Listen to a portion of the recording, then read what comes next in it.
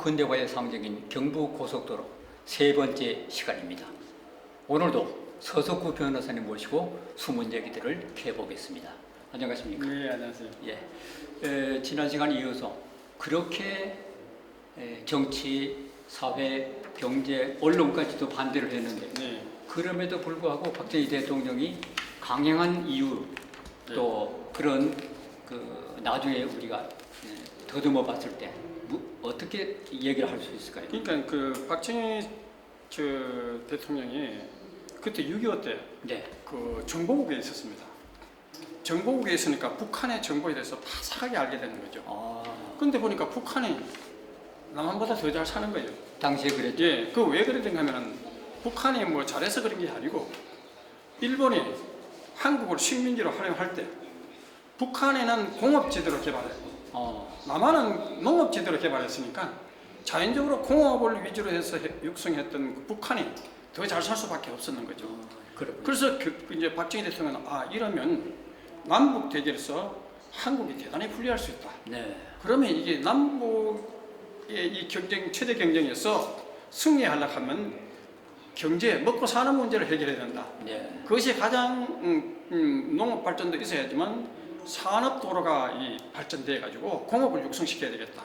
여기서 착상해 가지고 이 산업 도로, 고속화 도로를 촉진시켜 가지고 북한과의 경쟁에서 이겨 가지고 남북 통일로 가는 이 길을 열어야 되겠다. 네. 이런 담대한 포석을 한 것이죠. 네. 그리고 그 IBRD가 이제 이 차관 제공, 그 세계은행도 그렇고 뭐 이 고속도로에 그 차관 제공을 거부했잖아요.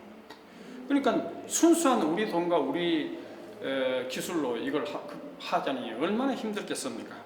근데 이런 어려움에도 불구하고 이것이 절대절명의 이제 이 과제라고 본 것이죠.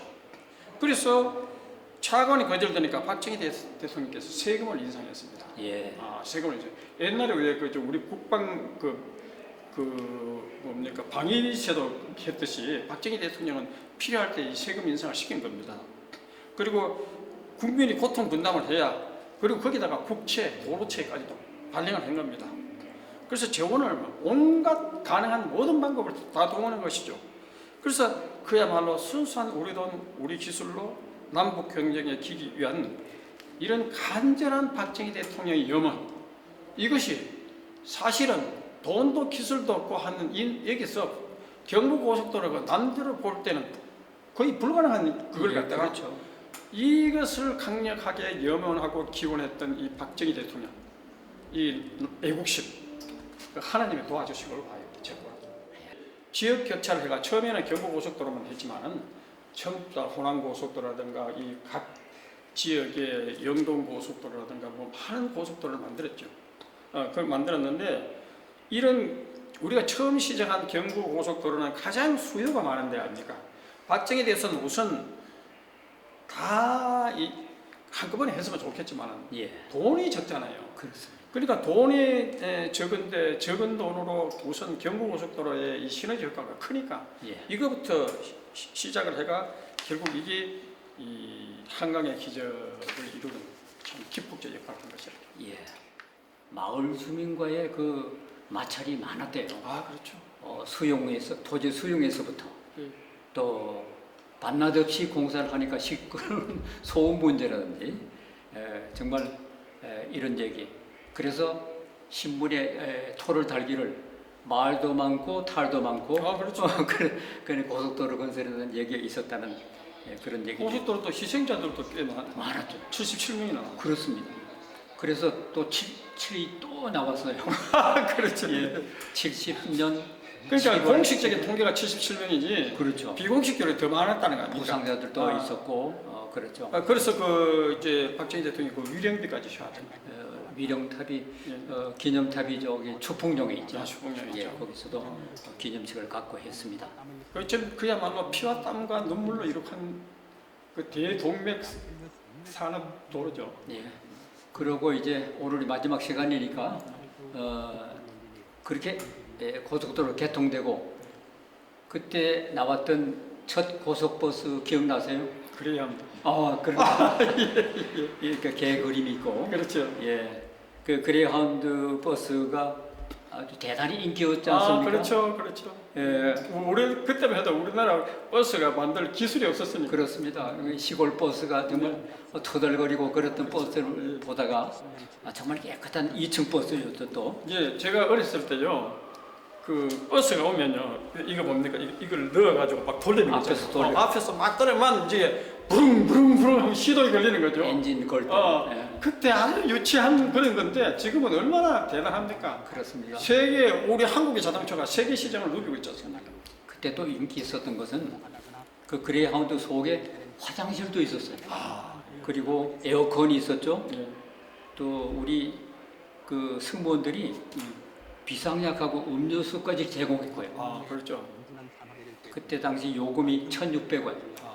지금은 뭐 25,000원이 넘지 않습니까? 그리고 이 승무원들이 얼마나 인기가 있었느냐면 아름답고 예, 그때만 해도 안내양 하면 대단했어요. 그렇습니다. 예, 예. 30분을 뽑는데 무려 900명이 지원을 해요. 그렇죠. 그런 얘기가 기록이 나와 있고 또 운전 기사분도 유병호, 양주영 이런 분들이 제 첫 그 운전 기사분들인데 그때 하루 통행량이 9,000대 정도였답니다. 그래서 차가 많지 않으니까 오토바이도 통행을 허용했다는 그런 생각입니다. 지금 상상도 할 수 없는. 그렇죠. 그리고 우리나라 승무원들이요, 예를 들면 항공기 칼이나 아시아나 있잖아요. 네. 한국 승무원들 이게 외국인들이 그 친절도 예. 조사에서 아주 높은 세계적으로 이제 한국이 대단하다 이런 평가를 받고 있어요. 그러니까 한국 사람들이 친절이 몸에 배 있는 것 같아요. 예. 우리 학교 교육을 그렇게 받아왔습니다. 예. 여러분들도 고속도로 반드시 휴게소에서 예. 드시는 음식이 있죠. 호두과자입니다. 이 호두과자가 당시 한 군데서만 팔았어요. 기억 안 나세요? 1,000원? 1,000원 맞습니다.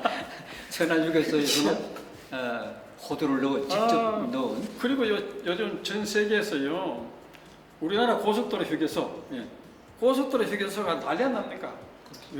외국에서는요, 고속도로 휴게소는 그냥 휴게소의 기능만 갖췄는데 여기가 식당도 있고 이 여러 가지 이 위락 시설도 있고 뭐 어린이 놀이터도 있고 별의별 게 다 있는 다 거예요. 있습니다. 그리고 선글라스도 팔고 별의별 게 다 하고 하니까 모든 것이 다 해결되는 뭐 어떤 휴양지 비슷한 이런 고속도로를 보고 놀랬다는 겁니다. 그리고 화장실 이용이 그렇죠. 너무 편리하잖아요. 그리고 화장실이 얼마나 깨끗하고 그렇습니다. 그리고 한국의 도로라든가 이번에 그 토트넘 선수의 그 손흥민이가 네.